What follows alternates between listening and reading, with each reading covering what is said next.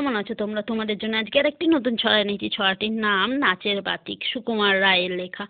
এই ছড়াটি অনেক বড়, আমি তো অতটা বলতে পারবো না, তাই তোমাদেরকে ছোট্ট করে শোনাচ্ছি। তোমাদের দেখো কেমন লাগে, তোমরা আমায় কমেন্ট করে জানাবে কেমন।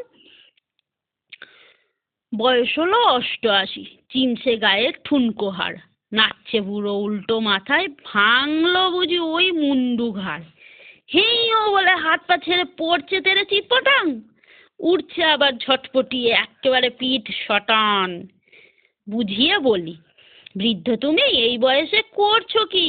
খাও না খানিক মশলা গুলে, হুক্কোর জল আর হরুতুকি। ঠান্ডা হবে মাথার আগুন, শান্ত হবে ছটপটি। বৃদ্ধ বলে, থাম না বাপু, সবটাতে তোর পটপটি।